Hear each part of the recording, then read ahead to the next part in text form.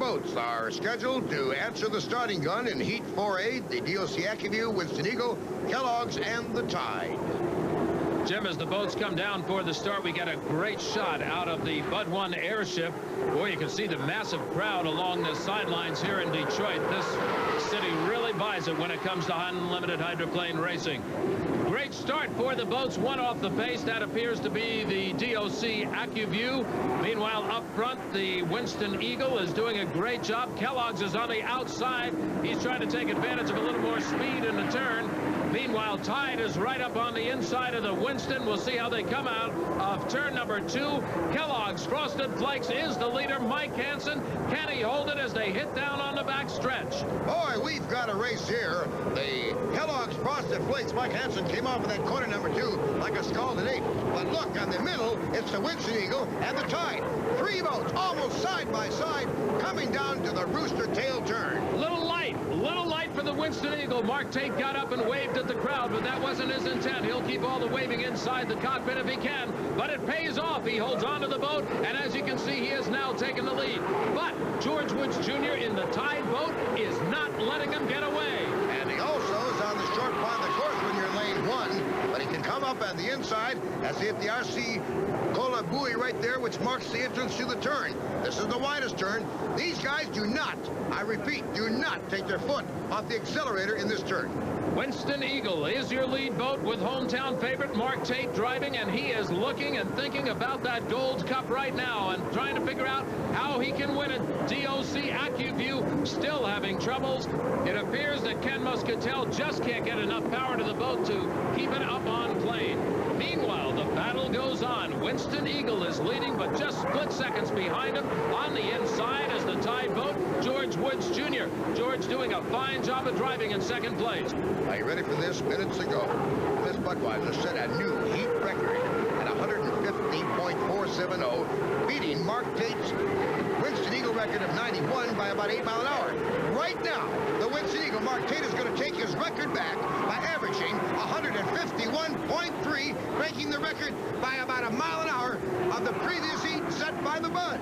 What a race for Mark Tate, and what a preliminary for the Gold Cup Championship race later this afternoon. Mark Tate still on the course, still enjoying the ride. Clearwater in front of him. He's got to be a little bit concerned about the Tide boat, because even though he's setting a record speed, George Woods Jr. right behind him in the Tide boat is not letting him up at all. 170 plus mile an hour in qualification for this boat as we look at the Tide in second place. That gives these guys a pretty good leg up on the old dual shootout for top money, the very last race of the year in Honolulu. Still a tight race as they come down around the rooster tail turn. That turn can play havoc, but it didn't this time around, and it's going to be Winston Eagle, Mark Tate, taking a hometown win. Better than 500,000 fans waving him in. Winston Eagle first, the Tide is second, Kellogg's Frosted Flakes third. DOC AccuView did not finish. Well, down here with a happy Winston crew, Steve Woomer, you kind of were pacing the pit. That was a close first lap. Oh, that was beautiful. That was beautiful to watch. I felt like a spectator for a minute, but I was cheering hard for the Winston Eagle, of course. Did you realize you flew it down there near corner number 3? Yeah, I got real late coming into corner 3, but you know, we were three boats side by side, and I was pushing a little hard trying to get a little edge on them coming into the corner, but everything worked out great for the Winston Eagle. And now Heat 4B, the final preliminary heat. Leading up to the winner-take-all final, here's your 4 entries: DOC Ray-Ban, the T+, Miss Budweiser, and the American Spirit. Now, we had 2 boats that did not take the start on this one. T+ and the American Spirit are sidelined. We just have the Miss Budweiser in sort of a drag race, if you will, with DOC Ray-Ban.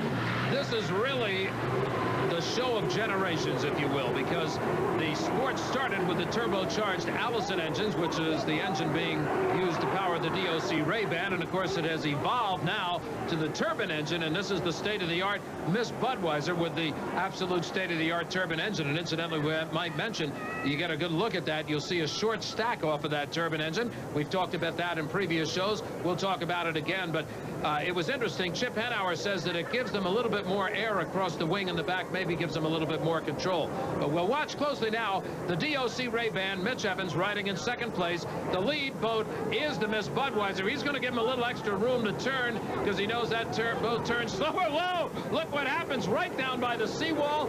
Well, he cooled off some bands for sure. I think they appreciated that. Now, Miss Budweiser makes it a perfect 2 days so far going into the finale. Here are the results from Heat 4B. The Miss Budweiser taking first, DOC Ray-Ban with 300 points in second. Miss T Plus and American Spirit did not start. Let's learn more about unlimited hydroplane racing in the T Plus Performance Corner.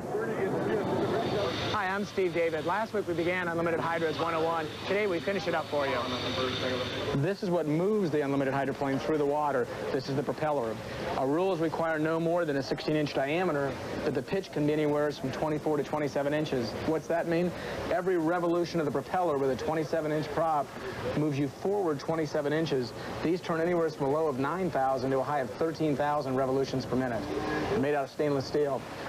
What steers an unlimited hydroplane is the rudder. The rudder has water pickups to it, one for speedometer and one for gearbox. As we talked about earlier, the turbine has to go through a gearbox. This is connected here to a quadrant to steering cables up in the cockpit. Very responsive, and as you can see, the depth when we're actually running, there's only about this much of the rudder in the water. This is made out of billet steel. Your normal family pleasure craft would have what's called a V-bottom hull. With an unlimited hydroplane, there's a ram wing center that you see. Those are attached to a sponson or the canoe. The sponson gives lift to the boat and stability. When you go to a turn, it's the sponsons that keep the boat upright, but it's the main body of the hull that packs the air underneath it and causes the boat to become a hydroplane to lift and float along the air. Put it all together, the turbine engine, the gearbox, the cockpit, the sponsons, the ram wing, the wings, the tailpipe props. You got a world-class hydroplane. Put that together with a world-class team and crew and driver. You got a 200-plus mile-an-hour boat.